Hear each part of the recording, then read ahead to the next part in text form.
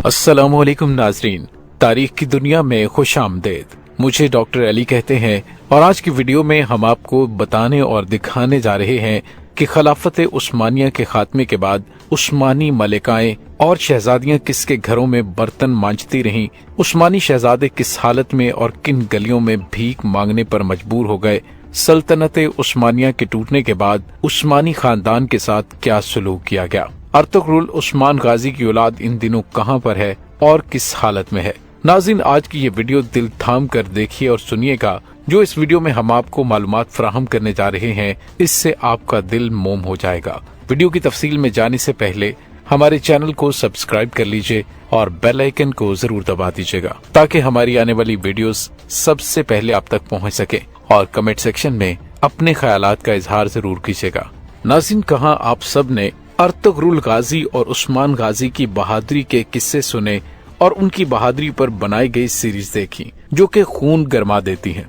कहां आप सब ने सल्तनत उस्मानिया का दुनिया भर में रोब और दबदबे के साथ हुकूमतें देखी, जहां बड़ी बड़ी ताकतों ने उस्मानियों के सामने घुटने टेक दिए। और फिर आप सब ने सुल्तान मोहम्मद फातेह और सुलेमान आलीशान के तारीखी फतुहात के किस्से तो जरूर सुने होंगे, जो कि ज्यादातर दूर के किस्से भी नहीं है। लेकिन अब इन तारीखी हीरोज की लाखों बल्कि करोड़ों मुरब्बा किलोमीटर पर फैली रियासत की हालत आपको बताएंगे तो आपका दिल पसीज जाएगा, क्योंकि इस वक्त उस्मानी खानदान रहने को कोई झोंपड़ी ढूंढते रहे और खाने के लिए भीख मांगने पर मजबूर हो गए। नाज़रीन, यहाँ पर हम बात कर रहे हैं नवंबर 1922 की, जो कि तारीख इस्लाम का वो स्याह दिन है जब सल्तनत उस्मानिया के खात्मे का बाज़ाब्ता तौर पर आगाज हो चुका था। तुर्की में सुल्तान मोहम्मद शशम की हुकूमत को खत्म कर दिया गया और मुस्तफा कमाल पाशा अतातुर्क, जिसे आज मॉडर्न तुर्की के लोग हीरोज तस्वुर करते हैं, उनकी हुकूमत शुरू हो गई थी और सुल्तान मोहम्मद शशम को नापसंदीदा तरीन शख्स करार देते हुए मुल्क बदर कर दिया गया, जो कि 17 नवंबर को बजरिया बरतानवी जहाज माल्टा रवाना हो गए थे। उनके बेटे शहजादा मोहम्मद आफंदी अर्तुगरुल भी उनके हमरा थे। ताहम बाद अज़ा वो वहां से इटली चले गए, जहां उन्होंने जिंदगी के आखिरी अयाम अतालिया यानी के इटली में ही गुजारे। उनकी वफात 16 मई 1926 को सरीमो इटली में हुई और उनको दमिश्क में सुल्तान सलीम अव्वल की मस्जिद के करीब दफन किया गया। नाज़रीन, वो जब तक जिंदा रहे उस्मानी खानदान के सरबराह के तौर पर जाने जाते रहे।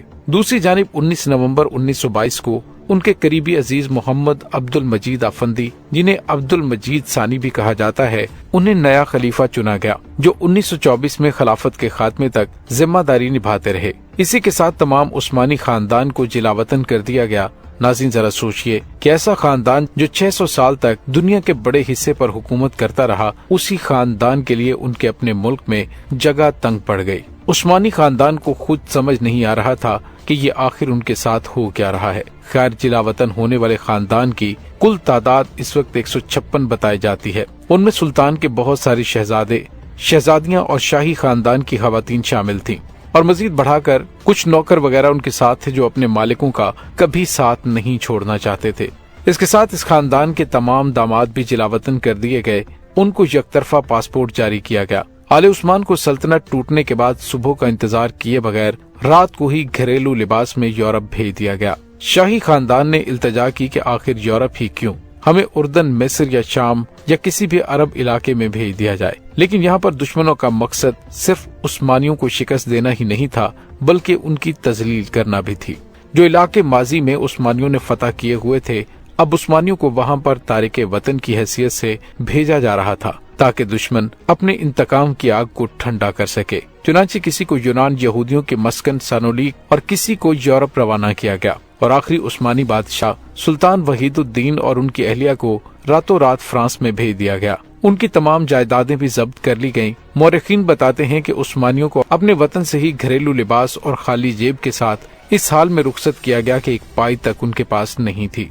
कहा जाता है कि सुल्तान वहीदुद्दीन के शहजादे मुंह छुपाकर पेरिस की गलियों में कासाए गदाई लिए थे कि उन्हें कोई पहचान न पाए। यानी अब ये वक्त आ गया था कि उस्मानी शहजादे पेरिस की गलियों में भीख मांग रहे थे। फिर जब सुल्तान की वफात हुई तो कनीज उनकी मैयत को किसी के हवाले करने पर आमादा न हुई, क्योंकि दुकानदारों का कर्ज चढ़ा हुआ था। बिल आखिर मुसलमानों ने चंदा इकट्ठा करके सुल्तान का कर्ज अदा किया और उनकी मैयत को शाम रवाना किया गया اور وہاں پر انہیں سپرد خاک کیا گیا۔ ناظرین، 20 سال بعد سب سے پہلے جنہوں نے عثمانی خاندان کے بارے میں دریافت کیا اور ان کی خبر گیری کی وہ ترکی کے پہلے منتخب وزیر اعظم عدنان مینڈرس تھے۔ شاہی خاندان کی تلاش کے لیے وہ فرانس گئے اور وہاں جا کر انہوں نے ان کے احوال معلوم کیے۔ پیرس کے سفر میں وہ کہتے ہیں کہ مجھے میرے آباء و اجداد کا پتہ تجھ بتاؤ، میری ماؤں سے ملاؤ۔ بلاخر پیرس کے ایک چھوٹے سے گاؤں پہنچ کر ایک کارخانے میں وہ داخل ہوئے تو کیا دیکھتے ہیں کہ سلطان عبد الحمید کی زوجہ 85 سالہ ملکہ شفیقہ اور ان کی بیٹی 60 سالہ شہزادی عائشہ ایک کارخانے میں معمولی اجرت پر برتن مانج رہی تھی۔ یہ دیکھ کر مینڈرس اپنے آنسو نہ روک سکا اور زاروں قطار رونے لگا۔ پھر ملکہ کا ہاتھ چوم کر کہنے لگا، مجھے معاف کیجیے، مجھے معاف کیجیے۔ شہزادی عائشہ نے پوچھا کہ آپ کون ہیں؟ کہا، میں ترک وزیر اعظم عدنان مینڈرس ہوں۔ اتنا سننا تھا کہ اٹھی اور کہا کہ آپ کہاں رہ گئے تھے؟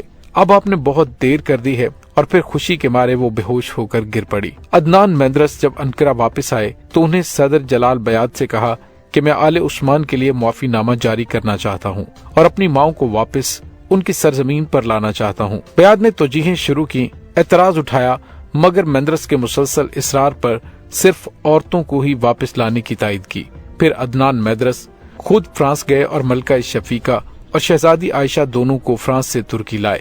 تاہم اس وقت تک شہزادوں کو واپس لانے کی اجازت نہیں دی گئی تھی، لیکن بعد ازاں شہزادوں کے لیے معافی نامہ جاری کر کے ان کو اپنے وطن عزیز ترکی لانے کا سہرا مرحوم اربکان کے سر جاتا ہے۔ جب وہ وزیر اعظم کے منصب پر فائز ہوئے تھے، پھر جب مینڈرس پر جھوٹا مقدمہ چلا کر ان کو تختہ دار پر لٹکایا گیا تو باقی الزامات میں سے ایک الزام یہ بھی تھا کہ انہوں نے حکومت کے خزانے سے چوری کر کے سلطان کی اہلیہ اور ان کی بیٹی پر خرچ کیا ہے۔ اس لیے وہ ہر عید کے موقع پر ملکہ اور شہزادی سے ملاقات کے لیے جاتے اور ان کے ہاتھ چومتے اور اپنی جیب خاص اور اپنے ذاتی سرمائے سے 10,000 لیرہ سالانہ شہزادی عائشہ اور ملکہ شفیقہ کی خدمت میں پیش کرتے تھے۔ جب عدنان مینڈرس شہید ہوئے تو بتایا جاتا ہے کہ دوسرے ہی دن ملکہ اور شہزادی کی حالت سجدہ میں وفات ہو گئی۔ ناظرین، عثمانی سلطنت کے خاتمے کے بعد خاندان کا سربراہ وہ منتخب ہونا شروع ہوا جو پورے خاندان آل عثمان میں عمر کے لحاظ سے سب سے بڑا ہو۔ 1926 میں عبد المجید دوم عثمانی خاندان کے سربراہ مقرر ہوئے۔ 1944 میں ان کی وفات پیرس یعنی کہ فرانس میں ہوئی۔ اس کے بعد 1944 میں شہزادے احمد نہاد چہارم عثمانی خاندان کے سربراہ مقرر ہوئے۔ آپ سلطان مراد پنجم کے پوتے اور شہزادہ محمد صلاح الدین کے بیٹے تھے۔ یہ 1937 میں فرانس کو چھوڑ کر لبنان منتقل ہو گئے تھے۔ 4 جون 1954 کو بیروت یعنی لبنان میں ہی ان کی وفات ہو گئی۔ اس کے بعد ان کے بھائی شہزادہ عثمان فواد عثمانی خاندان کے سربراہ بنے جو فرانس میں ہی رہائش پذیر تھے۔ اپنے بھائی کے برعکس انہوں نے جدید طرز زندگی اختیار کر لیا۔ یہ سلسلہ یہیں پر نہیں رکا بلکہ سلسلے کے ساتھ آپ کو آج کے دور کے عثمانی خاندان تک لے کر آتے ہیں۔ اسی لیے 19 مئی 1973 کو نائز فرانس میں ہی شہزادہ عثمان فواد کا انتقال بیماری کی وجہ سے بتایا جاتا ہے۔ اس کے بعد شہزادہ محمد عبد العزیز دوم خاندان عثمانیہ کے سربراہ بنے۔ آپ سلطان عبد العزیز اول کے پوتے اور شہزادہ محمد سیف الدین کے بیٹے اور یہ بھی فرانس میں مقیم تھے۔ ان کا انتقال 1970 میں فرانس میں ہوا۔ اس کے بعد عثمانی خاندان کے سربراہ شہزادہ علی واصف مقرر ہوئے۔ آپ احمد نہاد کے بیٹے اور 1935 میں مصر میں سکونت پذیر ہو گئے تھے۔ 9 دسمبر 1983 کو مصر میں 80 سال کی عمر میں فوت ہوئے۔ اس کے بعد عثمانی خاندان کے سربراہ شہزادہ محمد اورحان دوم مقرر ہوئے۔ آپ سلطان عبد الحمید دوم کے پوتے اور شہزادہ محمد عبد القادر کے بیٹے 12 مئی 1994 کو ان کی وفات فرانس میں ہوئی۔ 1994 سے ارطغرل عثمانی خاندان کے سربراہ مقرر ہوئے جو سلطان عبد الحمید دوم کے پوتے اور شہزادہ برہان الدین کے بیٹے تھے۔ جب 1924 میں عثمانی خاندان جلا وطن ہوا، وہ آسٹریا میں زیر تعلیم تھے۔ ان کو خبر موصول ہو چکی تھی لیکن وہ وہیں پہ رہے اور بعد میں نیو یارک یعنی امریکہ میں منتقل ہو گئے اور کافی عرصے بعد وہیں پر رہے۔ کئی بار انہوں نے حکومت کے بلاوے پر ترکی کا دورہ بھی کیا۔ سن 2004 میں یہ ترکی میں ہی سکونت پذیر ہوئے۔ 24 ستمبر 2009 میں 97 برس کی عمر میں استنبول میں ہی ان کا انتقال ہوا اور اس کے بعد عثمانی خاندان کے اگلے سربراہ بایزد عثمان بنے اور وہ اپنے خاندان کے ساتھ نیو یارک میں یعنی امریکہ میں مقیم تھے۔ عثمانی بائزی کا 2017 میں انتقال ہوا۔ اس کے بعد سلطنت عثمانیہ کے آخری طاقتور سلطان عبد الحمید ثانی کے پڑپوتے اور سلطان کے صاحبزادے محمد سلیم افندی کے پوتے کو دندار عبد الکریم سلطنت عثمانیہ کے نئے سربراہ بنے۔ سلطنت عثمانیہ کے خاتمے کے بعد شاہی خاندان کو ترکے سے جلا وطن کیا گیا تھا تو تو دندار عبد الکریم کا خاندان دمشق منتقل ہو گیا تھا۔ ان کی پیدائش 1924 میں وہیں پر ہوئی۔ دندار عبد الکریم عثمان 19 جنوری 2021 تک خاندان عثمانیہ کے سربراہ رہے اور 90 برس کی عمر میں دمشق میں ان کا انتقال ہوا۔ دندار عبد الکریم کے بعد ان کے 88 سالہ بھائی ہارون شاہی خاندان کے نئے سربراہ بنے۔ ہارون عثمان اولو 1974 میں ترکی لوٹے اور اس وقت استنبول میں ہی مقیم ہے۔ اب ترکی میں عثمانی خاندان کے بہت سے افراد دوبارہ سے سکونت پذیر ہو رہے ہیں۔ سلطان عبد الحمید دوم کے پوتے عبد الحمید کا خان ترکی میں عثمانی خاندان کی نمائندگی کرتے ہیں۔ یہ خاندان آج بھی زندہ ہے اور مختلف جگہوں پر مختلف ممالک میں رہ رہا ہے، جن میں امریکہ، بلغاریہ، ہنگری، فرانس اور مصر وغیرہ شامل ہیں۔ ناظرین، یہاں اس خاندان کے بارے میں بہت سے اہم سوالات کے جواب آپ ہمیں بتائیے گا کہ ماضی میں جس طرح عثمانی خاندان نے ایک تاریخ ساز سلطنت قائم کی تھی، تو سنہری دور کو دیکھتے ہوئے آج کے دور میں اس خاندان کے شہزادوں کو دوبارہ ترکی واپس لانا چاہیے یا نہیں؟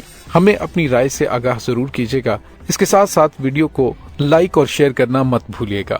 اس کے ساتھ ہی ڈاکٹر علی کو اجازت دیجیے۔ اللہ وارث۔